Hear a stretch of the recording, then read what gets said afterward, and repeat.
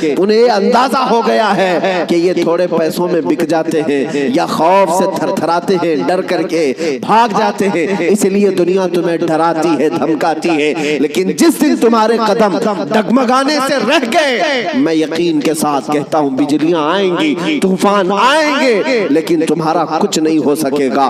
اللہ کریم تمہارے استقامت پر مدد نازل فرمائے گا، اس لیے کہ قرآن میں وہ کہتا ہے ان الذین قالوا ربنا اللہ ثم استقاموا تتنزل علیہم الملائکہ، بے شک جو لوگ اللہ کو یہ کہتے ہیں کہ ہمارا رب ہے اور پھر اس پر جمے رہتے ہیں، مولا فرماتا ہے ان کی حفاظت کے لیے مولا فرشتے نازل فرماتا۔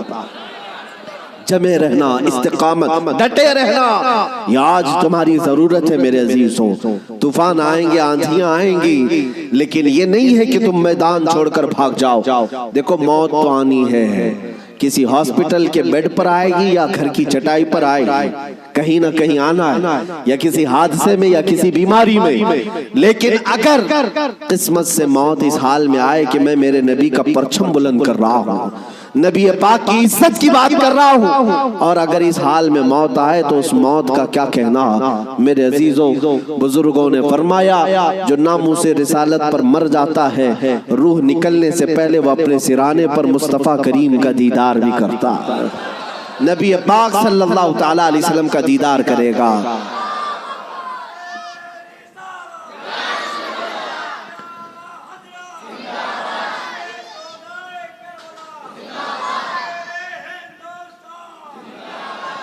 آج میں آپ کے سامنے دو چند جھلکیاں بتاؤں گا، واقعات کربلا تفصیل سے بیان کرنے کا موقع نہیں ہے، آپ نے 10 روزہ مجالس میں تفصیل سے سن لیا ہوگا، دو چند ان کی جھلکیاں واقعات کربلا۔ اور ایک بات میں بتا دوں، کربلا کے واقعات ماتم کرنے کے لیے نہیں سنائے جاتے، ہاں صرف اور صرف واویلا مچھانے کے لیے نہیں، غم اپنی جگہ پر۔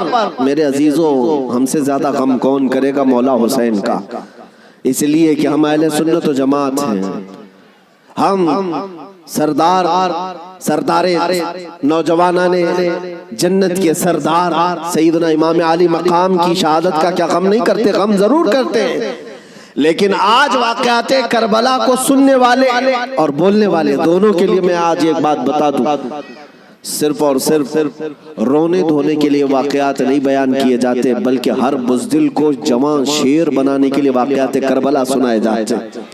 بلکہ میں تو کہتا ہوں اگر بیان کرنے کا انداز، میں تو مقرر نہیں ہوں، میں خطیب نہیں ہوں، میرے پاس کوئی انداز بھی نہیں ہے، میں تو اپنی گفتگو کرنے کا عادی ہوں، لیکن اگر سچا غلام حسین کوئی منبر سے بیان کرے، دیکھنا قسم رب ذوالجلال کی 80 سال کا بوڑھا بھی تمہیں 25 سال کا جوان نظر آنے لگ جائے، اس کا جذبہ جوان نظر آئے گا۔ مولا حسین کے واقعات سننے کے بعد میں آپ کو بتاتا ہوں، سیدنا امام علی مقام مکہ سے نکل کر کے کوفہ جا رہے تھے، بہتوں نے منع کیا آپ کو، لیکن آپ کے سامنے کوفہ کے خطوط موجود تھے، اتمام حجت کے لیے آپ تشریف لے جا رہے تھے۔ بیچ راستے میں کوفہ کا گورنر عبید اللہ ابن زیاد، حر بن یزید، یہ نام یاد رکھیں، حر بن یزید الریاحی کو 1000 کا لشکر دے کر بھیجا کہ حسین کا راستہ روک لو اور انہیں کوفہ کی طرف آنے نہ دو، دائیں بائیں ادھر ادھر چلاتے رہے۔ حر بن یزید کوفہ پہنچنے سے کافی پہلے ہی مولا حسین کا راستہ روک لی۔ توجہ چاہتا ہوں، حر بن یزید کس کی طرف سے آیا؟ وہ سپہ سالار تھا، یزیدی فوج کی طرف سے آیا ہوا، 1000 کا لشکر لے کر آیا، لیکن جب وہ آیا مولا حسین کے پاس، راستہ روک لیا اور کہا ہم آپ کو کوفہ جانے نہیں دیں گے، آپ بغاوت کر رہے ہیں وقت کے خلیفہ امیر المومنین یزید سے، ان کے ذوم باطل میں یہی تھا۔ اور اس کے بعد وہ راستہ روکے اتنی دور تک چلتا رہا، کبھی دائیں کبھی بائیں۔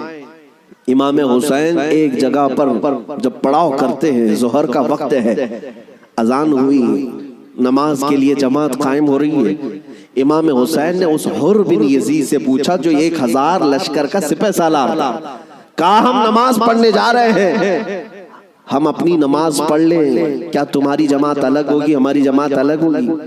حر بن یزید نے کہا نہیں امام آپ ہی ہوں گے، ہم مقتدی ہوں گے، اقتدا ہم کریں گے۔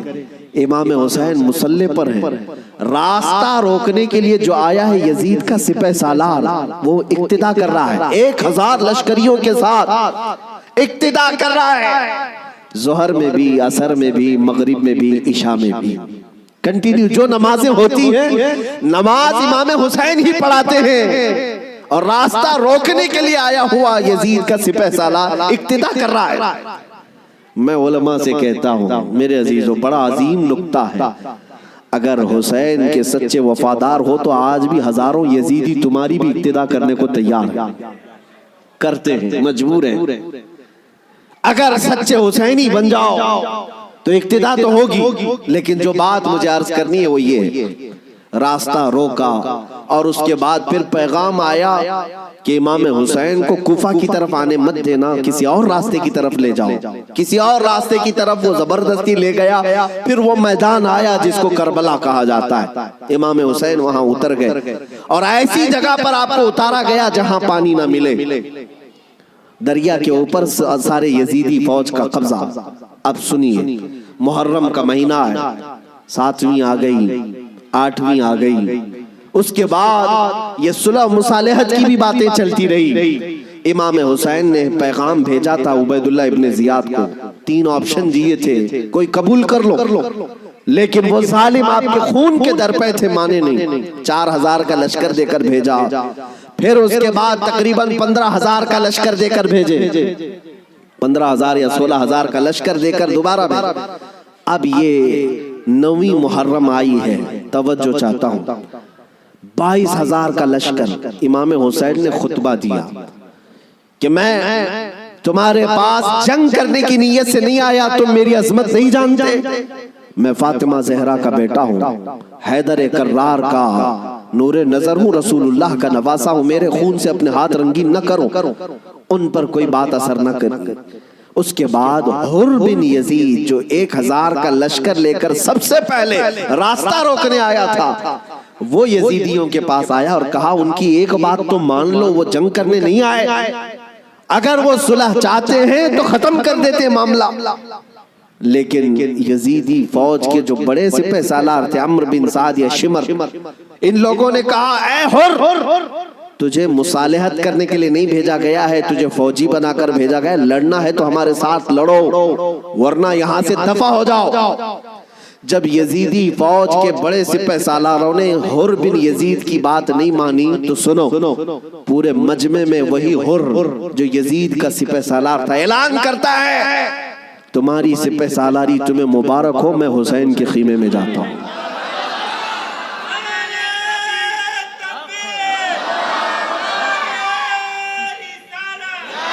توجہ، حر بن یزید نے کہا مجھے اب نظر آ رہا ہے کہ حق اور حقانیت حسین کے خیمے کی طرف ہے، مجھے جانے دو۔ ان لوگوں نے کہا تم جا سکتے ہو۔ حر بن یزید کو پتا تھا حسین کے ساتھ جانے کا کیا انجام ہو سکتا ہے، 22000 کا لشکر جرار ہے اور ادھر صرف 80-82 لوگ ہیں، ایسے وقت میں ایک چھوٹی جماعت کا ساتھ کون دے سکتا ہے جہاں بھاری بھرکم لشکر سامنے موجود ہو؟ میرے عزیزوں، ایک چھوٹی جماعت کا ساتھ صرف وہی دے سکتا ہے جس کے سینے کو مولا ہدایت کے لیے کھول دیتا ہے۔ میں نے دیکھا ہے مصیبتوں کے وقت کون ہمارے ساتھ کھڑا ہوتا ہے۔ لوگوں کی نظروں میں بہت بڑی بڑی حکومتیں ہوتی ہیں، ارے بہت سارے لوگ تو ڈر جاتے ہیں ان کے ساتھ کھڑے ہو جائیں، فوٹو میں آ جائیں گے تو کل کیس ہمارے اوپر بھی ہو جائے گا۔ میرے عزیزوں، میں اپنی بات نہیں کرتا، لیکن ایک بات ضرور ہے، حق جماعت اگر اقلیت میں بھی کیوں نہ ہو، اللہ کی مدد آج یا کل اسی کے ساتھ ہوگی۔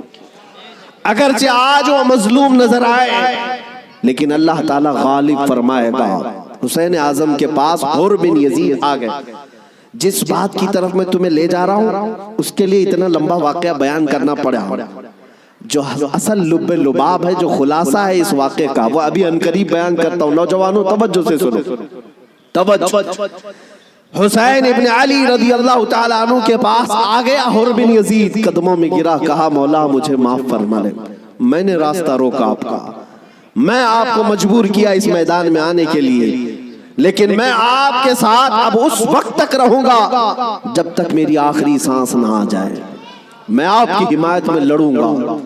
امام حسین نے اس سے کہا حر کہ میں نے تجھے معاف کر دیا، لیکن جا تو اپنے بیوی بچوں کے ساتھ، میری اس چھوٹی جماعت کے ساتھ رہے گا تو جان کا خطرہ ہے۔ حر بن یزید نے کہا میں نے جو راستے میں آپ کے ساتھ کیا اس کا کفارہ جان دینے سے بھی میں سمجھتا ہوں ادا نہ ہو پائے، اس لیے میں آخری سانس تک آپ کے ساتھ رہوں گا۔ رہا ساتھ میں، 10ویں محرم آ گئی۔ اب جو بیان کرنا ہے توجہ سے، جانتے ہیں صبح نکارہ بجا، طبل بجے، ادھر جنگ کی ابتدا ہوئی، یزیدیوں کی طرف سے عمرو بن سعد نے پہلا تیر چلایا اور اعلان کیا کہ ہم حسین ابن علی کے ساتھ جنگ شروع کر چکے ہیں۔ جنگ جب شروع ہو گئی، امام حسین رضی اللہ تعالیٰ عنہ کے اہل بیت کو کسی نے اترنے نہیں دیا، جو آپ کے ساتھی تھے، جو آپ کے ساتھ آئے ہوئے تھے، جو اہل بیت سے نہیں تھے۔ 5 صحابی رسول بھی ہیں مولا حسین کے ساتھ، صحابی رسول بھی تھے، وہ جب تک ساتھی رہے خاندان حسین سے ایک کو بھی میدان میں آنے نہیں دے۔ اور جانتے ہیں اس میدان کربلا میں پہلے اترنے والا کون تھا؟ وہی حر بن یزید، اور کس کی جانب سے؟ امام حسین کی طرف سے۔ ایک بات مولا قدیر و جبار کی تمہیں سمجھنا پڑے گا، اگر وہ ہدایت دینے پر آئے تو کفر کی طاغوتی طاقتوں میں سے بھی کسی کو ہدایت دے کر کے اس کو پاسبان اسلام بنا سکتا ہے، اور کبھی گمراہ کرنے پر آئے تو کعبہ کے قریب رہ کر کے بھی کوئی گمراہ ہو سکتا ہے۔